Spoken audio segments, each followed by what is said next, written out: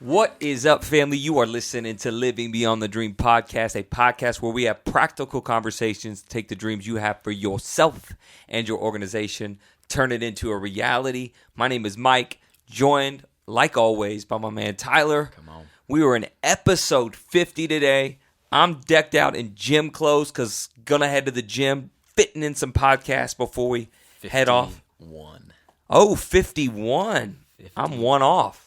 51. That means next episode we hit our year anniversary. Come on. That's awesome. So if you've been trucking along with us this entire time, I hope you've been enjoying it. Hopefully you've already subscribed. Hopefully you've already rated and reviewed it because it really does mean the world to us. And hopefully you share episodes if they are blessing you. Yeah. And so we're going to tackle kind of a really intense topic today. It is. And we're going to go there a little bit. It's a deep one. It's a deep one on the reflection of yourself and sometimes the people around you. So let's do it, man. Yeah. Today we're going to be talking about toxic people and the effect that they have not just on you, but on the organization. That's right. As a whole. And so really quick, I think to fully understand something, we first need to be able to have a clear definition of it. So can you define what a toxic person is? Well, toxic person is someone that's taken negative traits and allowed that to start impacting or directing their lives. Yeah. And what I mean negative traits is no one's had a perfect life growing up, right? Yeah. We've all been raised in ways from imperfect parents, some worse than others. We've all had experienced something in our childhood. Some people have experienced some tragedies. Yeah. Some things we've had that have been traumatic and shaped us and mentored us. Sometimes we've had some incorrect people speak life into us in very molding ways. Yeah. Where we've had people mentor us or speak things into us when we were younger or moldable that wasn't correct. Yeah. So we have these personalities sometimes that are unhealthy personality traits. And what we do is we've allowed those things to become the surface and defining nature of who we are. Yeah. And with that, we interact with the people around us with those natures. And a lot of that is sin. Yeah. A lot of that is unhealth. A lot of that is hurt. But now it's manifested into who we think we are as people. Yeah. And it's caused a lot of toxic things. It causes toxic relationships. It causes toxic effects.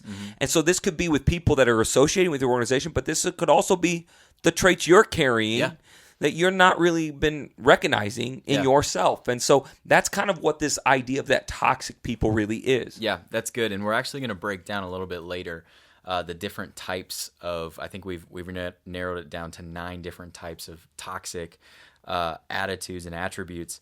But going back to kind of what you were saying, though, affecting the organization, how can a toxic person affect the organization? Like what can be the big effect of that? Well, it all, it's kind of like, if you ever heard that statement, one bad apple spoils the bunch. Yeah. Well, the reality is one bad culture or person that is affecting your culture is going to really impact the whole culture. Yeah. So one person can really start impacting a lot of people if you don't deal with it. Yeah. And if you're the leader, it's detrimental. Yeah. Because your negative traits can really start shifting the culture to negativity. You can run off some of your greatest people. You could hurt people and damage relationships you never meant to hurt because what you're doing is allowing something that is not of God to allow it to be in your organization and stay there instead of dealing with it, like we say, and dealing with sin and repenting and removing it and recognizing things that are not healthy. And when you allow it there, you're just allowing negativity to reign instead of letting God's righteousness and redemption to reign in your organization. Not to over spiritualize it, but that's really what it is. And we got to deal with those things or we're going to start seeing ourselves reflecting things we never wanted our organization to reflect because all that stuff comes to the surface. And like it or not, what gets accepted and what gets allowed sooner or later becomes the culture of your organization because your actions reflect your culture and your character. Wow. And those are what's going to, you've allowed those things. I don't care what you write on your board. If you're allowing those things, that's what now your culture is and your character is. That's so good. So how does that translate into your personal life, like marriage and things like that? I mean, every marriage issue is down to the core. We won't let go of our sinful nature. Yeah. And so we want our spouse or our friends or the people we lead to accept our sin And we want them just to conform to our sin. Yeah. Instead of saying, no, I don't care if this is my personality. I don't care if this is the way I was raised. This was not the way I was created to be. Wow. Yeah. I was created to be a child of God. Yeah. I was created to be a reflection of Jesus Christ. I was created to be who God called and ordained me to be. Yeah. And I'm not going to let my personality, which is derived from some negative things, I'm not going to let the way I was raised or tragedy I experienced to allow me to stay in my sinful nature. But when we do, we drive marriages away. Yeah. We drive people away. We hurt our kids, and now they grow up with those same negative traits following them because now generational curses are being passed upon them because we're refusing to recognize some of those negative things in our hearts and our lives. Yeah, that's so good. So we're going to dig into it. I'm going to outline the 9 that we've narrowed it down to. Yeah. And then if you could break them down as I call them out, that would be awesome. Let's do it. And there's probably more than 9, but these are kind of some of the things that we kind of just picked and looked at. So, and some people are like, oh, is that the Enneagram? I promise you we didn't hit with the Enneagram 9. So it could be. So maybe you could dissect it for us and let us know, but this is kind of where we narrowed it down at. Yeah. Right, so let's knock it out. Okay, so the first one is the Perfectionist. Now this is where you're going to think it's the Enneagram because that's the number one. It might get a little off after that. But yeah, the Perfectionist, and this is the person that everything has to be perfect or everything is wrong and a disaster. And this is that person that literally nitpicks everything around them. Yeah. They literally will nitpick every flaw. They're always got this negative air about them, pointing out how no one can do it as well as them. Yeah. They tend to be the micromanagers because they can never trust someone else to take care of it because they're just going to fail. Yeah. So why would I let somebody less superior than me do something that I can do way better than that? And you're going to find a lot of these people are the ones that chew out their staff, and they're always degrading people that they're leading because they're never living up to their standards. There's always a reason why they're perfect and everyone else is wrong. And, they'll use the excuse, well, I'm just OCD, right? Yeah. I just can't handle it, right? It's just an excuse for a negative trait. Yeah. This perfectionist needs to realize no one is perfect. Yeah. You will make mistakes. Everyone will make mistakes. Yeah. And the way to get out of this is to understand failure is not a bad word. Yeah. Failure is one of the greatest learning tools. Failure sometimes gives us some of the best opportunities because then we quit wasting our times on things that aren't working instead of trying to force something to fit that doesn't fit. Yeah. Failure gives us the ability to accumulate some losses but learn and gain a lot more wisdom to be propelled to that next level. I always say when you take a couple steps backwards, it's just giving you a running start for that next thing you're trying to. And you got to learn in your perfectionist nature, it's okay to make a mistake. Yeah. It's okay to fail. Now, here's what we don't want. We don't want repeated mistakes of the same thing. Yeah. Right? We're not wanting you to not give your best. Right? We're not asking for slouches or people to be slothful. But when someone's giving their best, it's okay if it doesn't work. Yeah. And a perfectionist, they can't get that. They don't like that. They don't care about that. And it will drive them crazy. They will micromanage, never empower, and they will always criticize everyone around them. Man. That's so good. And a couple of those, we actually have some podcasts that you can go back and listen to. It was Excellence Reflects Character. And, oh man, what was the other one that you kind of hit on? I'll put it in the comments. I'll put it in the comments. The second one, and this one kind of lines up with the Enneagram too, is the sensitive. Yeah. I don't know if is it the 2? I think it is. Okay. The need to be The need to be needed. Well, the sensitive one is actually definitely the person that, maybe this is the Enneagram, we just don't know it, right? Maybe subconsciously we are just lining stars. Okay. That's so funny. But the sensitive person is definitely this person that takes everything extremely personal. Yeah. So any kind of constructive feedback, it's just a negative slant at them, right? You are attacking me personally. You're attacking my character and who I am as a person. It's also the kind of person that feels like they never got enough from someone. Yeah. I never got enough attention. I never got enough love. My parents were never there for me, never gave me enough time.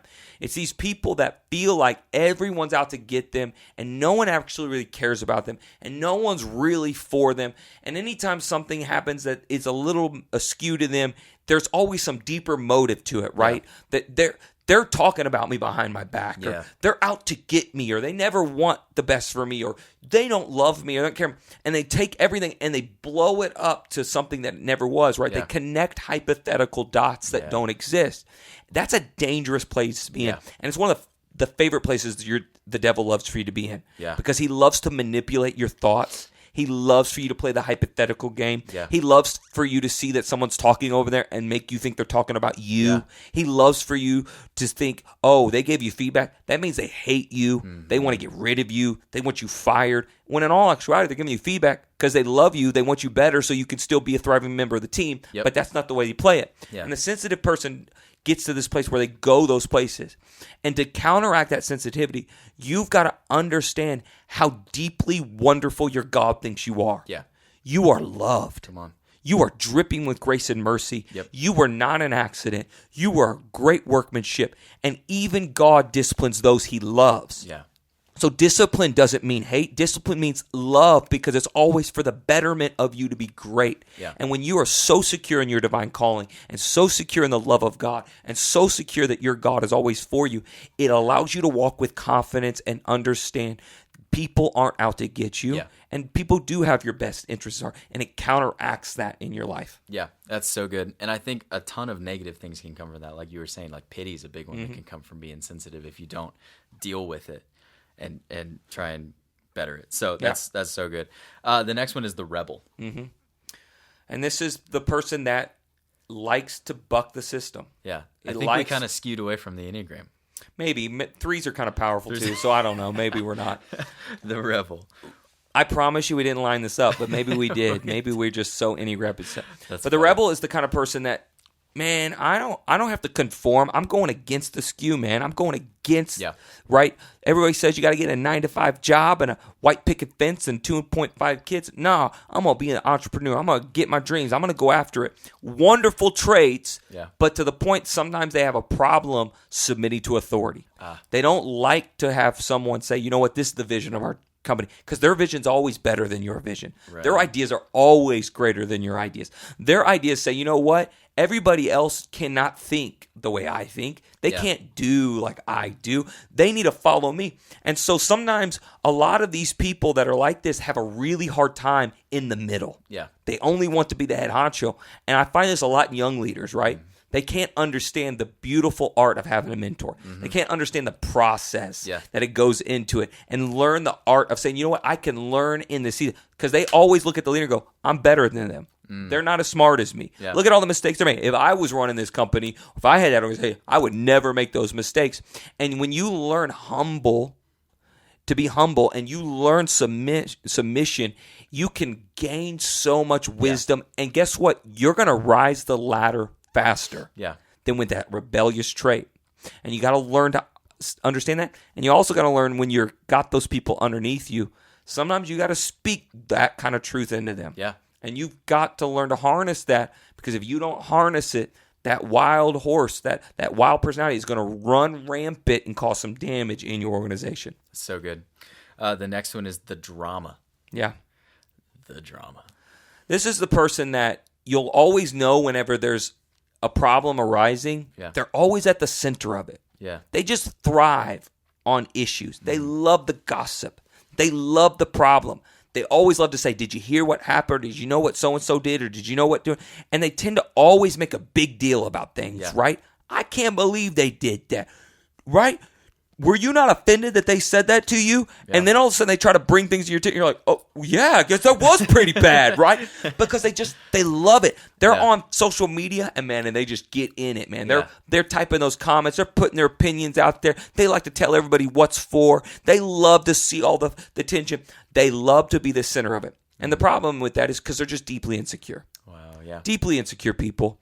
And deeply insecure people like to deflect onto everything else but themselves. And they don't have that security. You know what? That's not okay. We should be striving for harmony. We don't have to go around and try to find the problems in everything. You know what? We don't want to gossip. I know it feels good to gossip, But it doesn't feel good when gossip comes to light and now you're ruining relationships. Yeah. It feels good to get that insider info because your flesh loves that sin. It's like eating ice cream, man. It feels great. It don't feel great when you eat ice cream every single day for months and now you are 50 pounds overweight and you can't walk up the stairs, right? Because now it's coming to light. It's coming to the surface. You need to understand those things. And if you are a leader, you've got to cut gossip off the minute you hear it. Yes. Don't ever put up with gossip. Don't ever like it. Don't ever accept it. Don't ever sweep it under the rug. You call it to light and you deal with it, even if you lose someone, because you've got to cut the head off the snake. Because here's what I know. Gossip will cause division faster than anything else in your church. Yeah. And what does Paul always say in his letters in the New Testament? Make sure there's harmony. Yeah. Be unified. Yeah. Love each other. Like he says it over and over and over and over again because he knows that's what happens. We divide. We get mad. We fight against people. And then we have these problems. Man, so good. Moving on to the next one, the big talker. Yeah. The big talker is the kind of person that always has big ideas, always had a lot of accomplishments in the past, always has these wonderful, great things, but then never really wants to take the risk. Yeah. Always wants everybody else to take the risk. Always wants everybody else to do it, right? They're the kind of person that always, well, I thought of that, or I did that, or I should have done that. And they always have this stuff. But they're not the kind of people you can ever put in charge of anything because they're never going to run with anything, right? They have big ideas, but they're never going to step out there because they're so scared to look like a failure. Yeah. They're so scared to look like an idiot. They're so scared to take that risk, a step. So they have a lot of grandiose thoughts, but they never can ever connect the dots. Have you ever met someone that always has a new idea, and then you meet with them 3 months later, and they're like, oh, no, I quit that. I'm doing this now. Yeah. And then you meet them 3 months later, nah. They never stick with anything. Yeah. They have no consistency in life because they don't have the discipline and they don't have that nature to say, I'm going to fight through even the seasons of not seeing if it could happen to come through. Because, man, even when that seed's under the soil and hasn't sprouted, I believe it's going to come up when harvest time is ready. Yeah. And I'm going to stick with it in those seasons. And you got to learn. So those kind of people are great people, but you've got to build discipline in them. Yeah. And you got to build accountability in them, and you got to build consistency in them, because consistency is the only thing that breeds results, and they've got to learn that art or they're never going to land. And I was that kind of guy. Really? I had a million ideas back in the day. Yeah. Never followed through on them. And I griped and complained about the job I had. Always wanted to live my dreams, and always had a litany of reasons why I could not ever follow my dreams. Yeah. Always had excuses, but never had action. And dreams without discipline is just fantasy. Yeah, that's so good. Looking for the overnight success. Yeah. Moving on to the next one, the entitled. Yes. The entitled person is someone that feels like everything should be handed to them. Yeah. Why work for it? Why should I have to prove myself? You should just give me the promotion. You should just give me the job. Yeah. You should just give me the salary. I shouldn't have to show you that I'm a good leader. Yeah. I shouldn't have to show you that I'm bought in. I shouldn't have to show you that I'm sold out. I shouldn't have to put in the work and the grind. I should just get handed it to me. And this entitlement says, man, the moment it gets tough, I get to quit. Yeah. Because you know what? I didn't sign up for that. I signed up for just the instant Instagram fame. Yeah. The instant YouTube star. Instantly strike the lottery and be rich. I didn't sign up for actually having to be someone that grows something and builds something. And that entitled nature is the most dangerous thing. Not everyone wins. Yeah. And when you understand you have to work hard to win, entitlement goes wayside and work ethic takes its place. You've got to develop that in yourself and in your people. Yeah, that's good. The next one is the pleaser. Yeah. This is a person that is very passive. Very passive aggressive. To your face, they will never complain about anything. The yes man. Yeah. Yeah. They'll always say, but then you kind of find out they got an attitude. They're ticked off. You hear some whispers that they're complaining to other people. Yeah. When you bring it up to them, no, everything's great, right? Nothing's ever a problem because they can't handle confrontation. Yeah. They can't handle dealing with things. They can't handle dealing with the actual having to deal with stress or confrontation of problems or issues. And so what do? They retreat. They're like ostriches that stick their head in the sand, right? Yeah. But their butt's still exposed, right? You're still vulnerable to danger, but you think just because if it's out of sight, out of mind, you're not going to deal with it. Yeah. Those are problems, right? And passive-aggressive nature is so damaging to yourself, but it's also damaging to your personal life when you don't deal with things because guess what? You sweep everything under the rug. Yep. But sooner or later, that big mound that you've been sweeping up underneath the rug, it's going to get a big old lump in the middle of your living room. You're going to trip over that. Yeah. And it's going to cause some damage in your life. Deal with things. Yeah. Have the gumption to have confrontation and be honest with that stuff. So good. The Savior is the next one. Yeah, this is kind of the person that always feels like they have to come to the rescue. Yeah. They have to be the one that comes in and helps everyone, and they have to have all the answers. Yeah. And they like for all the staff to come to them to get all the advice. Yeah. They don't ask questions for the staff and pull the answers out of staff. They just dully hand it over. I am Socrates, and you are my pupils. I am the great Jedi. You are my Padawan. Let me teach you all the wisdom of the world. And that's the way they like to be. They like to be. They say they like to swoop in. They like everybody to look at them and go, look, they're the reason our organization's great. They're so amazing. They're so wonderful. Yeah. And none of those things are. I'm not saying it's bad to want to be needed. I'm not saying it's bad to have great ideas. It is unhealthy though when you are the savior. Yes. Because guess what? You've let everyone else stay toddlers, and none of them grew. Yeah. And so you've got to learn to back off. Yeah. You got to learn to empower. Yeah. You got to learn to say, I know they got the answer, so I'm going to ask the questions so they come up with the answer. Yeah. I'm not going to feed them answers or even give them questions so they'll answer it the way I want them to. Yeah. But I'm going to say, what are you thinking about that?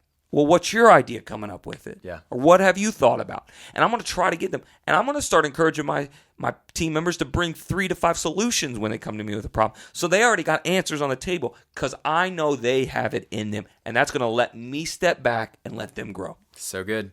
The last one, the prosecutor. Yeah, this is the person that loves justice, right?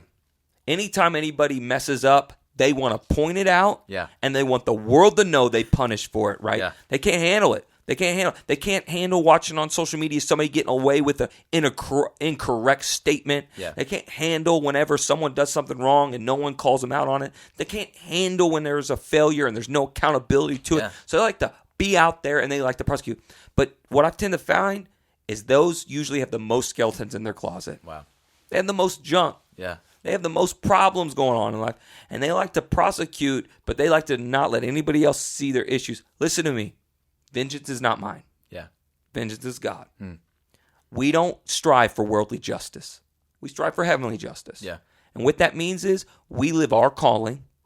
We do things the way Jesus wants us to do it, and we let God take care of all the justice business. And when that happens is I understand I desperately need forgiveness. Yeah. And if I desperately need forgiveness, why would I not give something I desperately need to someone else?